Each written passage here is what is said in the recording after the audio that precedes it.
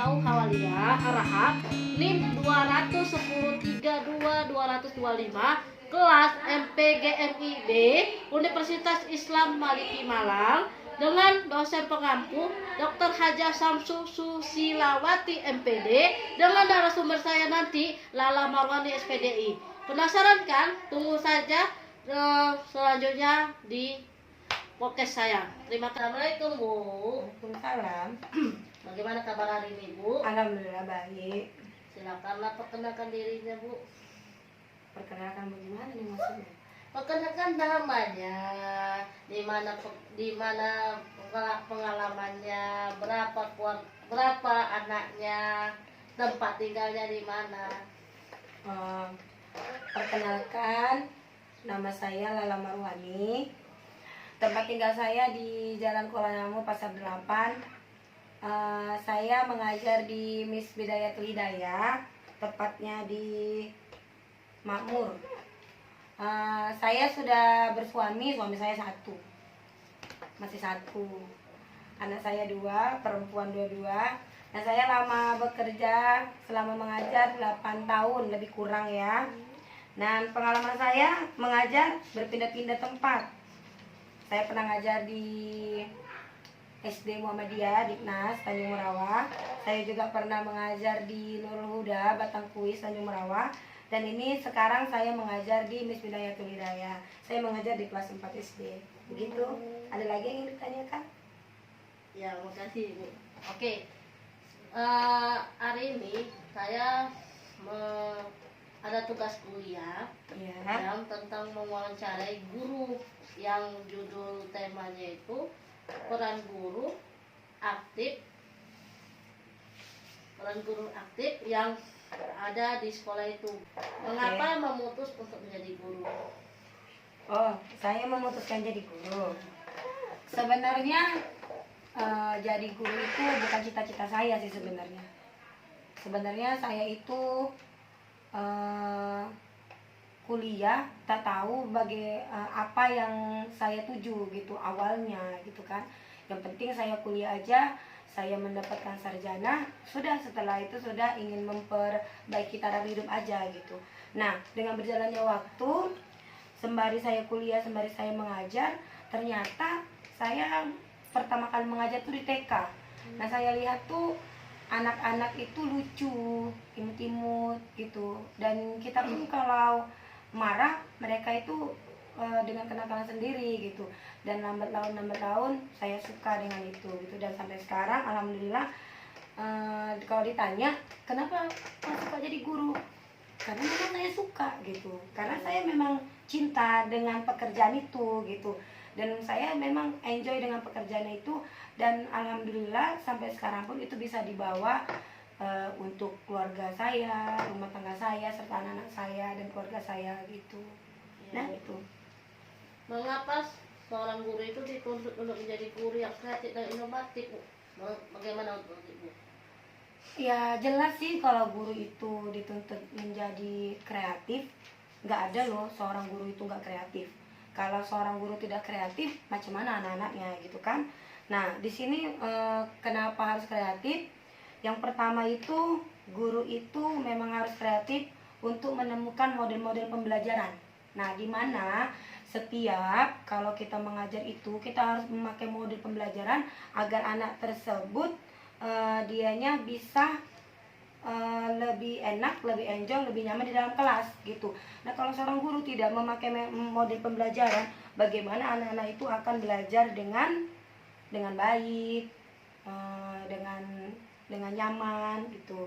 Terus yang kedua, kenapa harus kreatif? Guru itu memang harus mempunyai yang namanya menemukan cara-cara mengatasi yang ada di dalam kelas.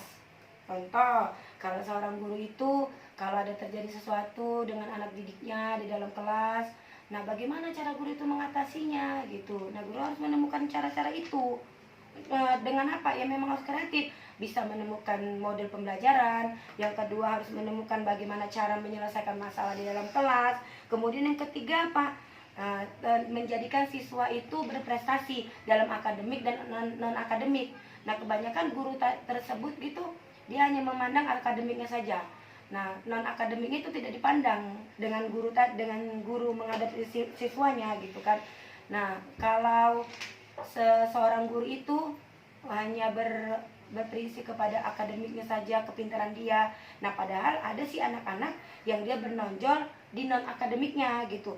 Ada mungkin anak yang tidak pintar matematika, tapi dia pintar dengan kesenian. Ada juga anak-anak yang tidak dapat juara, tapi dia bisa menggambar, melukis, atau menari dengan bakatnya gitu. Jadi guru itu harus bisa menemukan bakat itu dalam akademik atau non akademik. Kemudian yang ketiga adalah guru itu harus kreatif untuk menemukan semangat anak digital itu lebih tinggi agar mereka itu bisa memahami apa inti pembelajaran dari seorang guru yang ada di dalam kelas tersebut begitu. Bagaimana menjadi guru yang kreatif itu, Bu? Kalau menurut saya guru yang kreatif itu adalah yang inovatif, yang bisa mengembangkan dalam pembelajaran dalam kelas. Yang pertama itu guru itu harus yang mempunyai wawasan yang luas. Nah, nggak ada sih guru itu hanya berpedoman ke buku saja gitu. Makanya dia dituntut untuk mempunyai wawasan yang luas. Yang kalau guru tadi belajar hanya menggunakan buku saja gitu kan, dia tidak mengambil dari buku-buku yang lain ataupun tidak mengambil dari pelajaran yang lain seperti Google, internet, atau dia tidak bertanya kepada guru-guru yang lain gitu kan. Itu guru tersebut hanya terfokus ke buku saja gitu, dan anak-anak didik tersebut juga akan sulit untuk memahami. Makanya guru itu harus mempunyai wawasan yang luas, yang tinggi. Yang kedua, guru tersebut harus berbagi dan berdiskusi dengan guru yang lain. Contoh, Nurul kan jadi guru nih. Nah, bagaimana untuk supaya wawasan Nurul itu berkembang? Nah, Nurul harus juga bertanya dengan guru yang lain yang lebih berprofesional, atau bertanya kepada guru yang benar-benar sudah lama berkecimpung di dalam dunia pendidikan. Nah, atau Nurul juga bisa bertanya kepada memang yang sudah ahlinya. Nah, di situ Nurul bisa dapatkan ilmu gitu kan. Di samping menambah wawasan, Nurul juga dapat menambah teman yang baru gitu. Dan yang ketiga apa itu? Kemudian mengumpulkan dan mencatat ide kreatif. Nah, mengumpulkan bagaimana? Mengumpulkan dengan mencatat ide kreatif. Bisa Nurul mengambil dari buku di luar, mengambil dari orang lain, ataupun Nurul bisa juga melihat dari internet, Google, kemudian Nurul kembangkan. Nah, gitu kan, jadi nggak terpatok ke buku saja gitu. Kemudian yang ketiga, melatih kreativitas diri. Melatih kreativitas diri kita yang bagaimana? Nah, kita ini, guru ini, manusia itu tidak ada manusia yang bodoh. Tidak ada manusia yang tidak tahu gitu. Semua manusia diciptakan Allah itu mempunyai kelebihan. Nah, kelebihan itulah yang harus kita kembangkan, yang harus kita nampakkan gitu kan. Kita tunjukkan bahwasanya dengan cara apa? Dengan menggunakan atau mengajarkan siswa tersebut untuk berkarya lebih tinggi lagi gitu. Kita kembangkan bakat kita yang ada sama diri kita curahkan ke anak-anak tadi gitu. Nah, jadi bakat yang kita miliki itu menimbulkan kreativitas diri yang bisa murid-murid contoh. Dan yang kelima adalah mulailah bereksperimen, melakukan hal yang terbaik gitu. Nah, yang di antara 1, 2, 3, 4 tadi, yang memperluas wawasan, kemudian berdiskusi dengan guru yang lain atau orang lain gitu kan, atau mencapai ide kreatif, atau kita memulai dengan kreativitas diri. Dan kita eksperimen, kita lakukan dengan yang namanya perbuatan. Perbuatan apa yang harus kita lakukan? Perbuatan yang bisa menunjang diri kita itu bisa dituntut atau bisa dicontoh sama murid-murid yang ada di kelas kita gitu. Terutama murid-murid SD gitu kan. Murid SD itu kan biasanya mereka itu kan masih polos, apalagi masih di ukuran anak kelas 1, 2, 3 gitu kan. Mereka itu mencontoh gurunya, apa yang guru buat itu mereka pasti mencontohnya, dan mereka masih ada rasa takutnya gitu. Jadi apakah salahnya kita langsung bereksperimen dengan sesuatu yang lebih baik lagi gitu. Pertanyaan yang keempat ini, hal-hal apa saja yang dilakukan oleh guru agar menjadi guru yang kreatif itu? Hal-hal apa saja yang dilakukan ya oleh guru agar siswa menjadi kreatif? Banyak sebenarnya sih, mau kita bilang gitu kan. Nah, di sini saya hanya sekilas saja ya menjelaskannya. Nah, hal-hal apa saja? Yang pertama tuh melatih siswa untuk lebih percaya diri. Nah, biasanya seorang siswa itu dia malu untuk maju ke depan gitu kan, untuk berargumen ke depan, untuk berbicara, untuk bertanya, untuk menjawab pertanyaan kita. Nah gitu. Nah sebagai guru kita harus bisa membuat anak tersebut itu percaya diri dengan dirinya gitu. Bagaimana caranya? Yang itulah yang bakat kita punya itu ya kita kasih ke anak tadi gitu. Entah kita kasih yang namanya reward, penghargaan, contoh ayo siapa yang mau maju ke depan gitu kan. Nah kita timbulkan percaya diri dia bahwasanya nah ayo nak, jawabannya walaupun jawabannya salah itu enggak apa-apa gitu, yang penting kamu harus berani. Jadi yang pertama itu harus menimbulkan kepercayaan diri siswa. Yang kedua apa? Membentuk belajar kelompok. Bagaimana maksudnya membentuk belajar kelompok? Dengan belajar kelompok mereka itu akan berinteraksi dengan teman-temannya gitu kan. Jadi temannya enggak dengan satu yang tempat duduk saja gitu kan. Nah hari ini contoh kita belajar berkelompok dengan si A, si B gitu kan, ada beberapa kelompok. Besok lagi kita adakan belajar kelompok lagi. Jadi mereka itu tidak hanya dengan kawan yang ini, kawan yang itu saja begitu. Jadi ada perbedaan di situ. Nah, di situ nanti ada kepercayaan diri siswa untuk membentuk karakternya gitu. Yang selanjutnya adalah mencoba memanfaatkan media visual. Nah, itu media visual Nurul tahu kan? Apa itu? Media visual yang media yang pakai apa namanya? Prompter atau dia kita di laptop dia bentuk pakai PowerPoint itu dilihat sama anak ya kayak macam sebagai IT ya, gitu IT. kan. Nah itu harus kita mempergunakan dengan dan memanfaatkan dengan semaksimal mungkin. Nah anak itu biasanya kalau kita mengajar nggak bisa dengan metode ceramah saja gitu, jelas kita harus memberitahukan dan memberi contoh kan gitu kan. Ada beberapa pelajaran atau bagian-bagian yang memang harus dicontohkan kepada siswa gitu. Ada juga dengan wawancara, ada juga dengan yang namanya hanya mendengar gambar gitu. Tapi alangkah baiknya kita gunakan manfaat itu dengan yang namanya itu tadi media yang visual tadi. Contoh kita pelajaran umpamanya kita mengenalkan IPA tumbuh-tumbuhan, yang contoh seperti umpamanya magnet-magnet, kemudian macam akar-akar serabut gitu kan. Nah bisa juga kita bawa bendanya, tapi kan kalau bawa bendanya tadi kan kita merasa merepotkan gitu kan. Jadi alangkah baiknya gitu kita pergunakan yang namanya media visual. Nah kita contohkan, nah ini magnet seperti ini, terus nanti kemudian macam-macam energi, energi yang bisa diperbarui, yang tidak bisa diperbarui itu contohnya. Atau bisa kita gunakan yang itu tadi yang saya bilang tadi. Nah jadi mereka tuh tahu, oh ini rupanya akar serabut seperti ini ya, akar tunggal ini seperti ini ya rupanya gitu.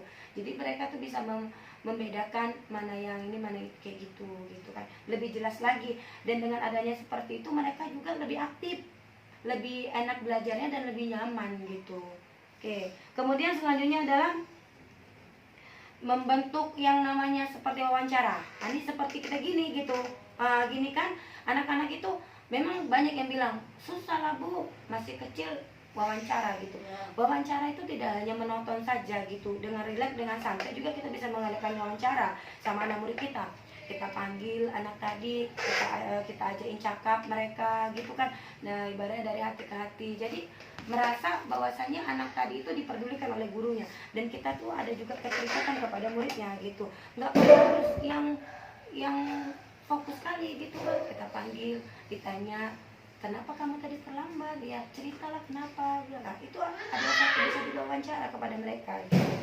Dan selanjutnya adalah membiasakan siswa tersebut berdiri di depan dalam kelas, menerangkan pelajaran di dalam kelas gitu. Contoh kita ngasih pertanyaan gitu, mereka menjawabnya itu. Nah kalau bisa itu mereka suruh ke depan, suruh menjelaskan gitu. Itu apa? Menguji mental mereka, biar apa? Biar percaya diri, biar supaya berani gitu. Bahwasanya nggak apa-apa loh nak berdiri di sini, nggak apa-apa ayo salah gitu. Nanti kita perbaiki gitu. Itu bukan menilai bagus atau tidaknya. Itu membuat mereka tuh percaya diri dan memang bisa berinteraksi dengan sesama dan bisa memang berani untuk mengungkapkan sesuatu hal gitu. Kemudian apalagi menghargai hasil-hasil yang mereka buat secara kreatif. Nah nanti dengan berjalannya mereka bekerja kelompok tuh, kerja kelompok, mereka kan menilai itu siswanya. Penilaian siswanya ini seperti ini, kelompok 1 bagaimana penilaiannya, kelompok 2 bagaimana, kelompok 3 bagaimana gitu. Mereka itu akan menilai temannya sendiri. Oh bahwasanya kayak gini ya gitu. Jadi guru itu tinggal untuk membetulkannya saja atau membenarkannya saja gitu. Dan yang terakhir adalah respect terhadap pertanyaan. Ada tanggapan. Nah, terkadang guru ini udah menjelaskan, kemudian ditanya, ada yang bertanya. Nah, seorang murid nanti ada yang bertanya, terkadang guru ini hanya sekadar menjawabnya saja, atau terkadang tidak menjawabnya. Karena apa? Karena pertanyaan siswa tadi tidak berbobot.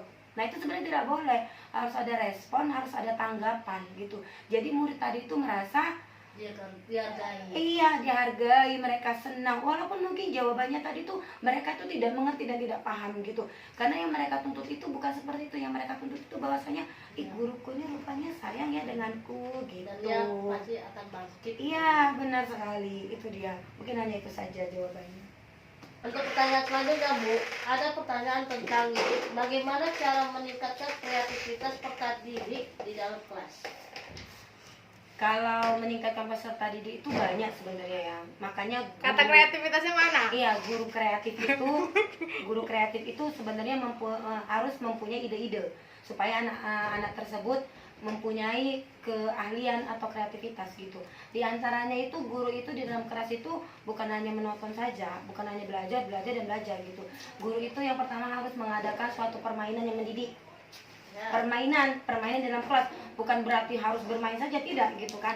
Di dalam pembelajaran itu juga harus kita masukkan permainan. Supaya apa? Supaya menyenangkan, supaya mereka kreatif dengan pembelajaran tersebut, membiar mereka itu suka dan besok-besoknya akan senang kembali ke sekolah gitu. Nah, makanya di Canakala sekarang itu K13. K13 itu kan nggak harus menonton. Dan di sini diterapkan bahwasanya siswanya harus kreatif, bukan gurunya gitu kan. Nah itu jadi guru itu harus menggunakan dengan cara ada permainan di dalam kelas, dalam arti kata permainan yang mendidik gitu. Dan yang kedua adalah membiarkan anak murid tadi berimajinasi. Dia berimajinasi dengan pemikirannya gitu. Kita nggak boleh mencegahnya gitu.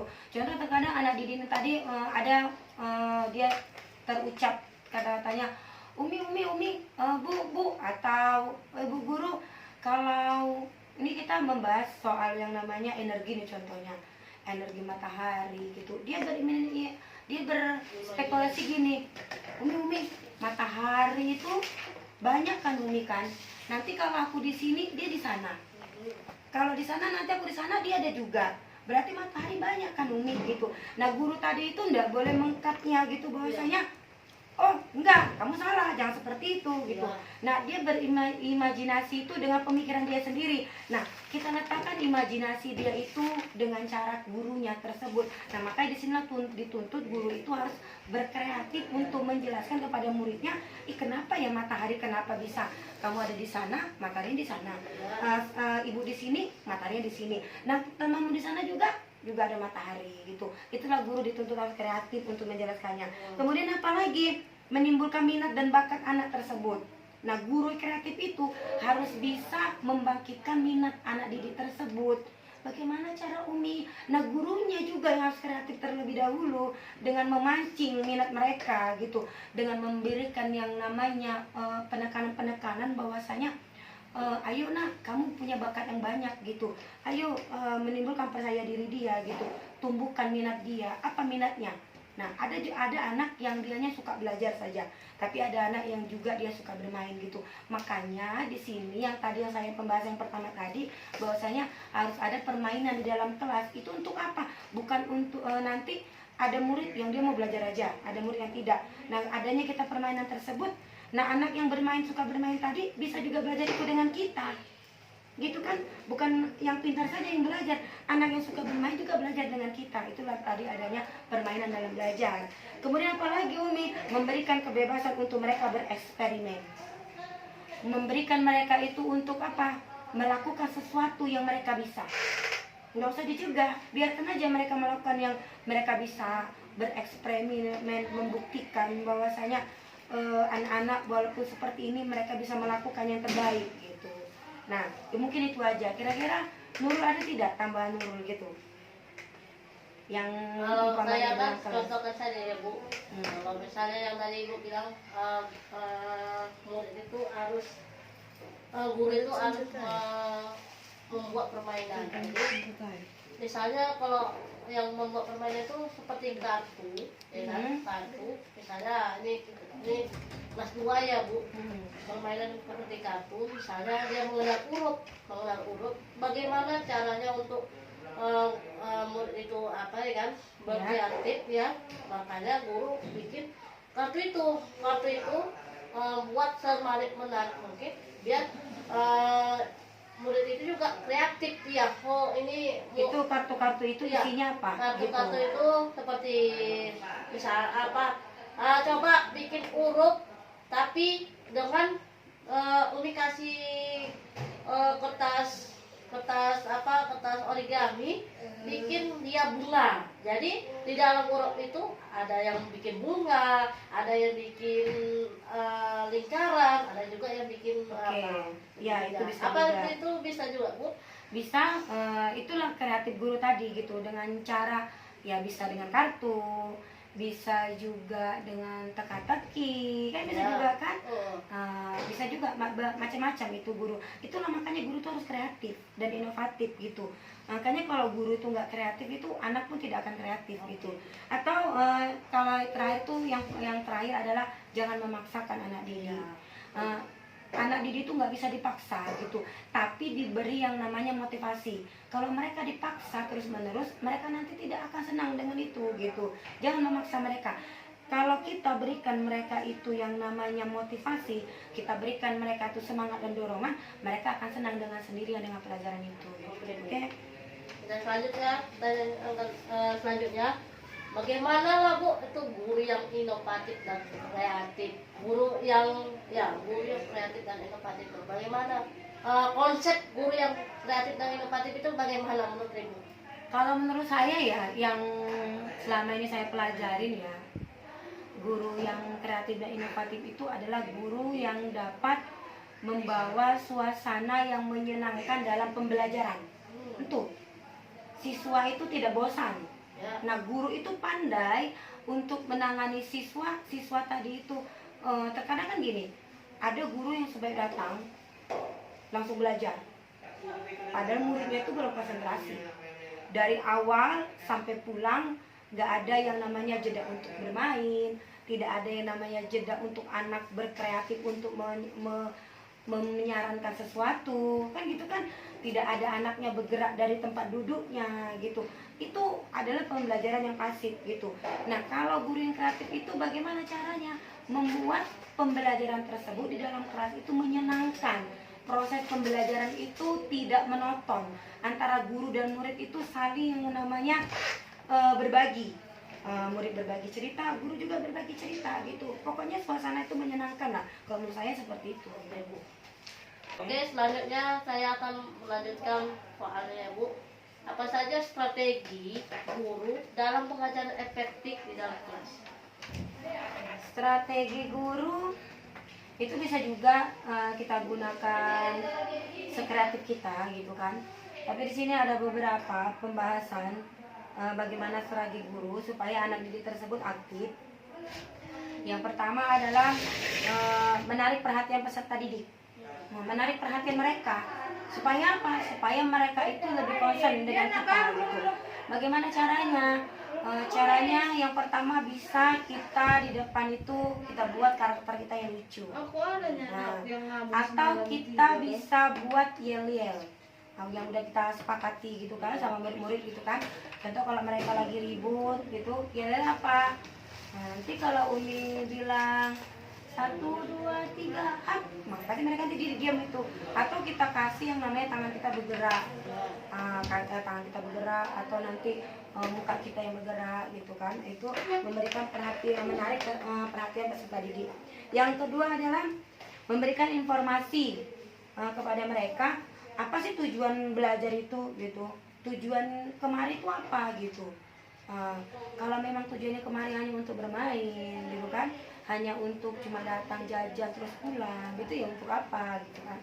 Jadi kita harus betul-betul menarik perhatian mereka, harus memberikan yang namanya contoh pembelajaran pendidikan ini seperti ini loh nak. Kalau belajar kamu ini akan dapat ini loh nak. Kalau kamu berhasil kamu akan mendapatkan apa yang kamu mau loh nak gitu. Selain kita memberikan motivasi kepada mereka gitu. Kemudian mengulang pembelajaran, mengulangi pembelajaran yang untuk memastikan peserta didik itu ingat atau tidak dengan pembelajaran kita. Contoh, semalam kita sudah belajar pelajaran IPA gitu kan. Nah hari ini kita masuk. Nah kita sedikit saja mengulang pelajaran tersebut supaya mengingatkan mereka tentang pembelajaran yang semalam biar nanti mereka tidak lupa gitu kan, itu diulang-ulang. Nah sebenarnya itu juga untuk menguji ingatan mereka, untuk menguji yang namanya efektif mereka, kreatif mereka gitu. Selain mereka tuh ingat, mereka juga kreatif, kemudian bijak untuk mendapatkan sesuatu gitu. Bagaimana caranya? Kita kasihlah reward. Ayo nak, siapa yang tahu pelajaran yang semalam gitu kan? Kalau tahu, Umi kasih nanti bintang gitu. Jadi untuk pembelajaran berikutnya kita ulangi pelajaran, mereka itu akan bisa untuk mengulanginya gitu. Mungkin itu saja. Kalau menurut Nurul, kalau Nurul kan seorang guru nih, apa sih yang Nurul lakukan kalau di kelas gitu? Kalau menurut itu?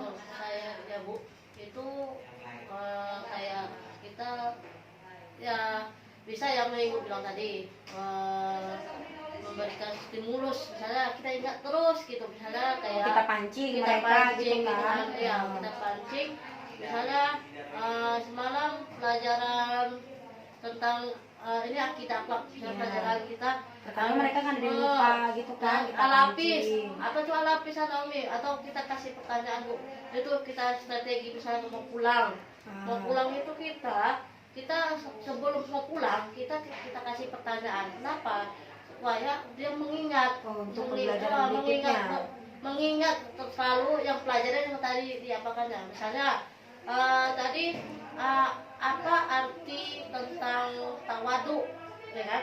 Pasti orang mau apa? Ini katanya nih. Karena tadi berarti yang apa yang disampaikan, yang saya dari strategi yang saya sampaikan bisa gitu dengan cara bertanya sama mereka waktu pas pulang. Itu yang saya lakukan, strategi yang saya lakukan untuk bisa mengingat siswanya. Terkadang pun anak tadi kan sudah kita tanya pembelajaran semalam, terkadang mereka itu pun juga lupa apa awalnya gitu. Nah itulah kita memberikan pancingan. Kalau kita sedikit memberikan pancingan, ternyata mereka bisa meneruskannya, berarti mereka benar-benar paham dengan apa yang kita ajarkan. Oke. Terima kasih atas tadi jawabannya. Oke Bu, saya lanjutkan. Ini agak menarik nih. Apa saja trik guru yang kreatif itu? Menjadi guru yang kreatif itu apa triknya? Sebenarnya itu hampir tidak beda dengan menjadi guru yang kreatif sebenarnya. Kalau guru kreatif itu pasti mempunyai trik. Jelas itu. Nggak ada guru yang kreatif tidak mempunyai ide-ide atau trik-trik bagaimana caranya melakukan inovasi-inovasi terbaru di dalam kelas gitu. Itu hampir sama sebenarnya trik-triknya itu. Ya, yang pertama yang mempunyai wawasan. Jelas seorang guru itu harus mempunyai wawasan yang luas. Seorang guru itu harus mempunyai wawasan yang lebih dari yang namanya murid. Terkadang jangan sampai murid lebih pandai dari gurunya. Terkadang murid tadi itu jangan sampai luas pengetahuannya daripada muridnya. Oke, mungkin kalau sistem saya mengajar gitu, kalau bisa murid tadi itu lebih pintar dari gurunya. Tapi tidak menutup kemungkinan guru tadi itu, kalau guru tadi tidak berwawasan luas, bagaimana murid tersebut akan berwawasan luas itu. Kemudian apa lagi? Yaitu tadi triknya dengan belajar berkelompok, berdiskusi. Iya, berdiskusi. Itu trik bagaimana? Satu, temannya nanti tidak itu aja, berkelompok. Contoh, si A, si B, si C. Nih, besok lain lagi, diroker lagi. Nah, jadi teman tadi ini tidak ini saja. Dan tidak ada yang namanya kesenjangan antara mereka. Terkadang di dalam siswa itu kan ada yang kaya, ada yang miskin. Kemudian ada juga mungkin postur tubuhnya, ada yang cantik, ada yang jelek. Jadi kan dengan adanya berdiskusi atau kerja kelompok, mereka itu akan bisa yang namanya bersilaturahmi dengan mereka, berbicara, beradaptasi dengan yang lain, tidak menonton itu dari temannya itu. Nah, kemudian apa lagi? Kemudian mengadakan ide kreatif yang guru jalankan itu harus ada ide kreatif. Kemudian melatih kreativitas siswa, melatih siswa. Contoh, si A ini pintar dengan matematika. Kita gali kreativitas dengan matematika, itu mungkin dengan pengetahuan. Ada juga anak dia yang jago yang namanya melukis, menggambar. Kita salurkan bakatnya dengan apa? Dengan memberikan waktu untuk dia itu untuk menyalurkan bakatnya, begitu. Jadi murid itu kreatif. Jadi murid itu kreatif itu bukan hanya pintar saja. Ada anak yang tidak pintar dalam akademik, tapi dia pintar dalam non akademik gitu. Itu namanya kreativitas. Dan kemudian apalagi bereksperimen, melakukan percobaan yang guru tadi itu ingin melakukannya gitu. Karena kalau tidak ada eksperimen, bagaimana guru mengetahui siswa tadi itu gitu, dia kreatif atau tidak kreatif, seperti itu.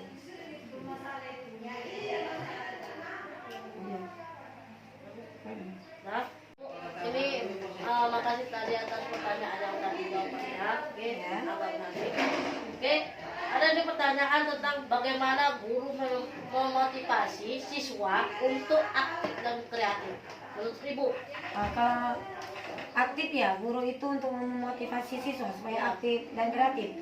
Ya, gurunya itu juga harus aktif tuh. Dan guru itu harus mempunyai inovatif yang banyak gitu untuk siswanya. Nah, di sini kalau menurut saya sih, yang pertama itu adalah tingkatkan dulu kualitas gurunya. Tingkatkan dulu mutu gurunya dalam mengajar, dalam ilmu pengetahuannya itu lebih harus ditingkatkan. Bagaimana seorang guru tidak meningkatkan mutunya, bagaimana seorang guru akan tahu peserta didiknya akan bermutu, aktif kalau gurunya juga tidak bermutu. Nah itu. Kemudian yang kedua, memaksimalkan fasilitas yang ada. Fasilitas yang ada di sekolah, memaksimalkannya gitu. Kalau ada proyektor, ya gunakan proyektor gitu. Biar siswa tadi aktif juga. Dia langsung melihat, nggak hanya sekadar berbicara guru tadi kan, dia langsung melihat dengan proyek tersebut. Dan mereka itu akan tahu, oh bentuknya seperti ini ya rupanya ya gitu. Oh yang dinamakan ini seperti ini rupanya ya, kayak gitu. Kemudian apa lagi? Kemudian pilihlah metode pembelajaran yang tepat gitu. Jangan asal aja, jangan nanti pembelajaran contoh pembelajaran apa yang bisa kita gunakan dalam membuat media pembelajaran. Itu harus tepat, metodenya juga harus tepat, nggak asal-asalan guru untuk menyampaikan media atau metode itu di dalam kelas gitu. Jadi itu harus tepat dan tepat sasarannya gitu.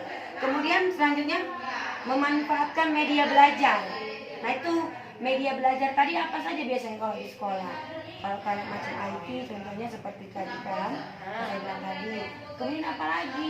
Biasanya di dalam kelas itu media pembelajaran. Kalau kita belajar magnetnya itu yang tadi dulu bilang, medianya apa saja, magnet, kemudian nanti energi gitu kan, medianya apa aja yang ada di situ gitu. Kita harus memang betul-betul paham dan memang harus betul-betul pas menggunakannya gitu, nggak boleh asal aja gitu kan.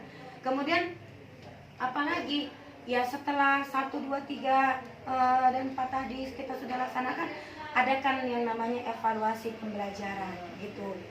Kita beri mereka latihan. Latihan itu bisa kita lakukan dengan yang namanya sendiri, berdiskusi, berkelompok. Kita bisa juga evaluasi dengan tanya jawab, atau bisa kita evaluasi dengan cara praktek, atau bisa kita evaluasi dengan yang namanya catatan. Banyak itu, makanya kita setelah itu kita adakan evaluasi lagi gitu. Biar kita tahu sampai mana dan sampai di mana sih anak didik itu bisa menyerap apa yang kita sampaikan. Oke, ini pertanyaan terakhir nih Bu. Kita tutup ya kan. Mengapa guru itu kreatif itu harus memiliki akhlak yang baik? Kenapa guru itu kreatif itu harus memiliki akhlak yang baik? Sebenarnya tuh bukan guru kreatif atau tidak kreatif saja gitu mempunyai akhlak yang baik gitu kan. Setiap manusia itu pasti harus mempunyai akhlak yang baik gitu. Nah, kenapa ini guru harus memilih akhlak yang baik, guru kreatif? Karena akhlak itu adalah salah satu seorang guru untuk mengajarkan anak didiknya. Nah, kalau anak didik itu dia mencontoh dari sang guru. Biasanya kalau guru sudah kreatif itu insya Allah juga akhlaknya juga harus baik, karena ditunjang dengan kreatif tadi. untuk apa kreatif tapi dia tidak punya akhlak yang baik gitu. Karena Allah juga berpesan kepada Rasulullah kan bahwasanya Nabi Muhammad itu untuk menyempurnakan akhlak manusia. Dia pintar tapi tidak berakhlak untuk apa? Jadi akhlak itu sangat penting bagi kehidupan manusia, apalagi seorang guru, karena guru itu kan dicontoh, dibubu, kan gitu, dilihat gitu, apa yang guru lakukan itu akan ditiru dengan siswanya gitu. Kemudian sebenarnya kita berikan contoh kepada siswa tersebut, untuk apa pintar tapi akhlaknya itu tidak ada, untuk apa dianya berkreatif tapi juga akhlaknya nggak ada gitu kan. Dengan akhlak yang baik insya Allah nanti itu dia akan menjadi sesuatu yang baik pula gitu. Dan dengan akhlak yang baik pula itu ilmu kita bisa dihargai, dan dengan ilmu dan akhlak yang baik pula kita tidak akan bersikap yang namanya sombong atau kita meremehkan dengan orang lain seperti itu, dan itu nanti akan nampak auranya. Nah kalau seorang guru yang kreatif, dia sudah kreatif, sudah baik, sudah bagus, berinovatif, ditambah dengan akhlak yang baik, sempurnalah dia, dan insya Allah muridnya akan juga mengikuti apa yang dia buat gitu. Nah dengan akhlak yang baik, murid tadi tidak akan yang namanya membuat guru tadi itu merasa kecewa. Jangankan guru, orang tuanya pun tidak akan anak-anak tadi membuat kecewa gurunya, seperti itu, atau orang tuanya. Oke? Terima kasih ya Bu atas jawaban yang telah saya berikan 10 pertanyaan. Semoga bisa menjadi pembelajaran bagi saya juga dan juga kepada guru-guru yang di luar sana gitu kan. Menjadi ilmu yang amal jariah juga lah gitu kan, karena mendapatkan ilmu yang tidak segratis ini gitu kan. Oke, di sini saya akan memberikan kesimpulan yang atas pertanyaan 10 pertanyaan tadi, bahwa guru itu harus mempunyai akhlak yang mulia. Kenapa? Kalau kita mempunyai guru itu harus mempunyai akhlak yang mulia, maka siswa pun akan menjadi berakhlak karimah juga. Kenapa? Karena guru itu mempunyai akhlak yang baik gitu kan. Yang kedua itu wawasan yang saya dapat juga tadi, kita sebagai guru itu harus berwawasan yang luas. Maksudnya sebagai wawasan yang luas itu seperti apa? Kita bukan belajar dari buku saja, tapi bisa juga dari media IT seperti Google, seperti Zoom, seperti PowerPoint, seperti apapun dan lain-lain sebagainya. Dan juga bisa kita bukan dari IT aja, media IT, bisa juga dari guru-guru yang sudah berprofesional, yang sudah mempunyai wawasan lebih. Kita jangan malu mendapatkan ilmu itu gitu. Biarpun kita sama-sama S1, kita bisa juga belajar dengan orang-orang yang punya ilmu yang lebih dari itu, untuk bisa menjadi pembelajaran atau strategi kita untuk belajar di kelas. Dan juga ada yang ketiga itu adalah guru yang kreatif itu guru yang membuat pelajaran menjadi lebih menyenangkan. Kenapa? Karena dengan guru yang kreatif itu dia siswa pun akan kreatif. Seperti apa itu? Kita misalnya menyenangkan itu, kita buat permainan. Dia permainan itu, oh ini kreatif. Dia pun juga akan kreatif. Seperti yang saya kita misalnya tentang huruf-huruf atau huruf-huruf. Kita buat bilang kreatifkan dengan cara yang imajinasi seperti apa? Seperti kayak misalnya bikin bunga, seperti bikin segitiga atau apa. Itu bisa bikin apa? Karena pasti kan bukan angka 1 aja, tapi bisa kita bilang juga kreatif. Kreatif guru itu bisa kita bilang kalau bunga itu bisa coba bikin angka 1 nak dari angka bunga. Itu bisa juga sebagai guru yang kreatif juga. Dan juga bisa jadi menyenangkan itu seperti juga bikin permainan seperti main kartu ataupun main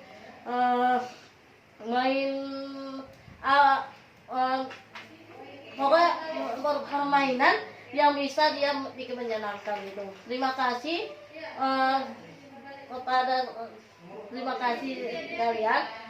Saya ucapkan terima kasih. Assalamualaikum warahmatullahi wabarakatuh. Waalaikumsalam warahmatullahi wabarakatuh.